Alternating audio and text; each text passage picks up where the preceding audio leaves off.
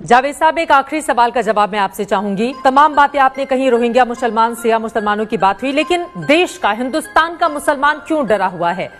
कौन से ऐसे लोग हैं जो अपनी राजनीति चमकाना चाहते हैं और उसके जरिए दरअसल ये बताने की कोशिश की जा रही है कि अगर ये लागू हो जाता है, मोदी सरकार लागू कर देती है तो फिर सुनिए, एक बात सुनिए जी। आपका एज एन एंकर आपका सवाल है कि आप न्यूट्रल लहजे में बात करें। कौन से लोग हैं जो अपनी लीडरशिप चमकाना चाहते हैं? उससे तो आपका बायस मालूम होता है आप एक साइड पे हैं। आप एंकर हैं, आप बीच में रहिए। पहले तो ये भाषा गलत इस्तेमाल कर रही हैं आप सरकार का जो आदमी ऐसा कहता है कि गलत है, वो अपनी लीडरशिप नहीं चमकाना चाहिए, उसके बारे में नहीं बोलेंगी आप।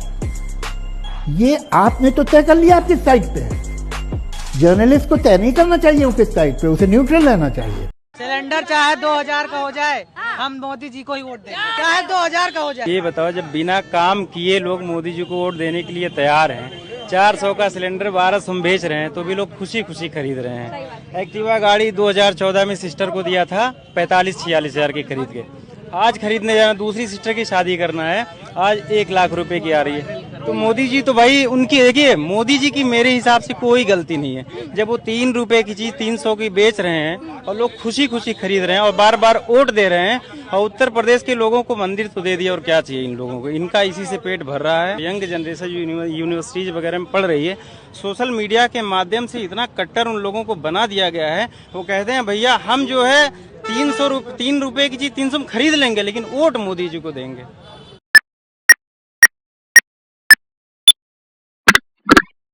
हेलो एवरीवन, आई होप कि आप सब लोग अच्छे नहीं भी होंगे, तो कर ही रहोगे। अभी हम लोग देखने वाले हैं गोदी मीडिया के एक्सपोज वीडियोस, और हर वीडियो का दूंगा मैं अपना ओपिनियन कि मैं इस टॉपिक पे क्या सोचता हूँ। आप लोगों से रिक्वेस्ट है, चैनल के साथ जुड़ जाए, सब्सक्राइब कर लिए, फ्री ऑफ कॉस्ट है, प्यार दिखाएं। देखते हैं पहले वीडियो। ये क्या है? अरे अंधी है क्या? ये सैंडविच है। अच्छा, सैंडविच के अंदर मैंने सिर्फ खीरा डाला हुआ है। तो क्या करें, आरती उतारे? ये है सत्ता पक्ष और ये है विपक्ष। बीच में फंस गया है गोदी मीडिया के क्या? बीच में फंस गया है गोदी मीडिया के। हमारे देश में लोगों को चटपटी खबरें, चटपटा गॉसिप और चटपटा खाना बहुत पसंद है। सही पकड़े हैं। समोसे और पकौड़ों के इस देश में नया मेहमान आया है। टोपा होगा एकदम। उसका नाम है मोमोज। कुछ भी 2014 के बाद से भारत भले चांद पर पहुंच गया, मगर यहां का मीडिया गटर में पहुंच गया। ये है दलाली, ये है चाटुकारिता, बीच में है बीजेपी। हम इधर से भी चाटते हैं, इधर से भी चाटते हैं, और बीजेपी को हर तरफ से पूरा क्या बोलते हैं, चरम सुख प्राप्त करवाते हैं। इधर से जितने भी जेंट्स मीडिया वो चाट रहे, इधर से लेडीज चाट रही हैं। ठीक है, मीडिया है कि ढक्कन है, अल्लाह माफ। चल अगला देखिए। 2024 ने हिंदुस्तान के लोकतंत्र को एक तोहफा दिया है। सरकार ने विपक्ष दिया है, जिस विपक्ष को पिछले 10 सालों से कुचला जा रहा था। जांच एजेंसियों के इस्तेमाल से, न्यायपालिका में बैठे कुछ लोगों के आदेशों से, मीडिया के जरिए हिंदुस्तान की जनता ने अपनी बची हुई मिट्टी से एक विपक्ष बनाकर आज संसद के भीतर खड़ा कर दिया है। इसीलिए बीजेपी से पहले विपक्ष के नेताओं ने प्रेस कॉन्फ्रेंस शुरू कर दी। बंगाल से ममता बनर्जी प्रेस को संबोधित कर रही थी, तो दिल्ली में राहुल गांधी, मल्लिकार्जुन खड़गे और सोनिया गांधी प्रेस के सामने आए। राहुल गांधी ने कहा कि देश की जनता ने बता दिया है कि प्रधानमंत्री नरेंद्र मोदी अब स्वीकार्य नहीं, ये उनकी हार है। यही बात ममता बनर्जी ने भी बंगाल में कही। ममता ने कहा कि जनता ने यह साफ साफ संदेश दिया है कि अमित शाह और नरेंद्र मोदी दोनों सरकार में नहीं चले। ये एक संदेश विपक्ष की तरफ से दिया जा रहा है। कहा तो सबसे पहले भारतीय जनता पार्टी की तरफ से प्रेस कॉन्फ्रेंस हुआ करती थी। आप कल्पना कीजिए कि यही सीटों की संख्या 272 होती तो इस वक्त टेलीविजन चैनलों पर सिर्फ और सिर्फ वही दिख रहे होते जिन्हें परमात्मा ने भेजा है। वही तो मैं हमेशा बोलता हूँ ना कि लोग हमसे पूछते हैं कि भाई जीता तो बीजेपी, खुश तुम क्यों? तुम तो भैया बीजेपी के खिलाफ बोलते हो, तो फिर खुश क्यों? खुश इसलिए हैं क्योंकि हमने और हमारे देश के प्यारे लोगों ने देश का संविधान बचा लिया। बॉस 400 पार हो जाते ना तो लगा के रख देते ये लोग हमारे। ठीक है, ये लोग संविधान में करते छेड़छाड़। ये लोग जो जो क्या कहते हैं ना कि जो इतनी आज़ादी आज के टाइम में देश में लोगों के पास है, सवाल पूछने का, हर चीज़ का हक जो है ना वो सब छीन लेते हैं ये लोग। ठीक है, और पूरी दुनिया में मतलब पूरे देश के अंदर ना एक ही बात चलाता है, इस देश में रहना होगा तो जय श्री राम कहना होगा, देश में रहना होगा जय श्री राम, बाकी सारे मुद्दे तेल लगाने चले जाते हैं। तो आज भी है, लेकिन तब ज़्यादा हो जाता है, सबसे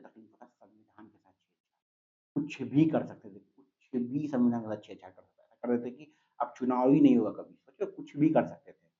वो तो भैया जनता को सैल्यूट है, जनता ही असली बाप है, ठीक है, औकात दिखा दी सबको। हम तो भैया बहुत खुश हैं। चलो आप इतना नाराज क्यों हैं जी न्यूज से? एक तो मेरा पर्सनल कारण है, अच्छा, और मैं भी आज तक किसी से मिला नहीं हूं जो जेएनयू से पढ़ के आया हो, जो कि एफिशिएंसी और प्रोडक्टिविटी की बात करता हो। रुको जरा, सबर करो। What do you think of Nirmala Sitharaman?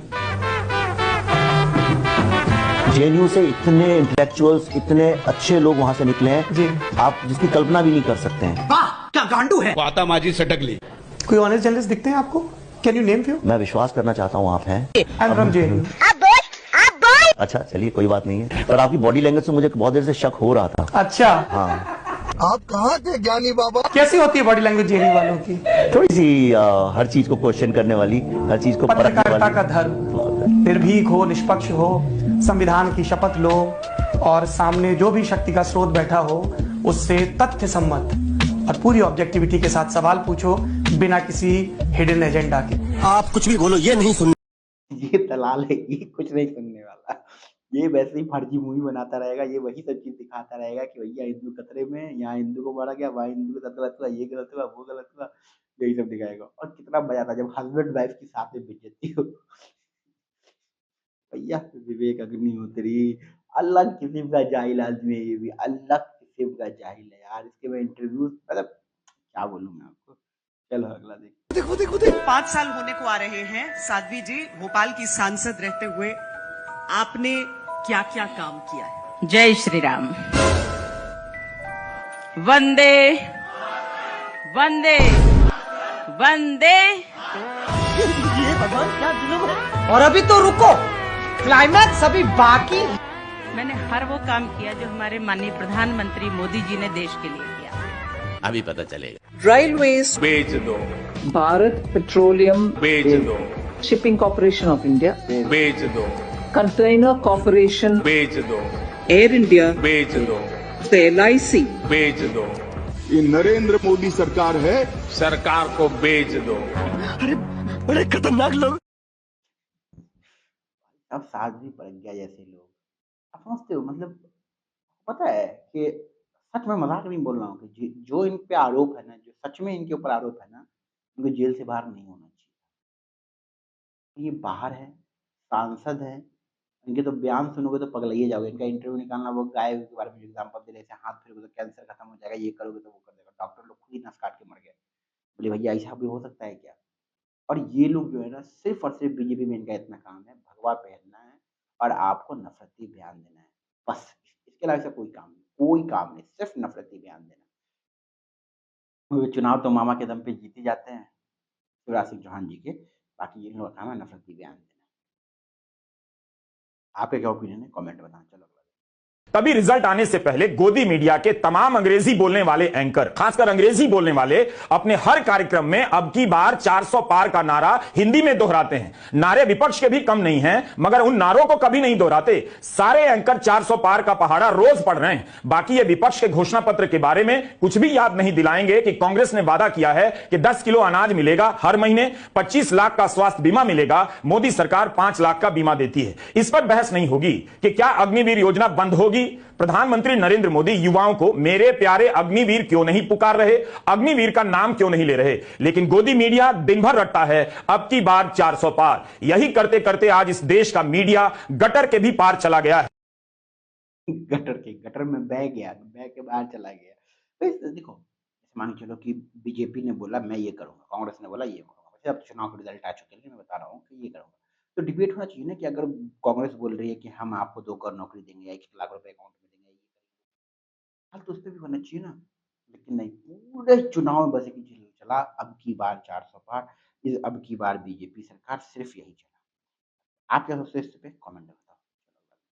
Narendra Modi ji को आजकल इंटरव्यू कराया जा रहा है, कमरे में बैठाते हैं, 2-3 गोदी मीडिया वालों को साइड में बैठाते हैं, वहां टेलीप्रॉम्प्टर तो है नहीं।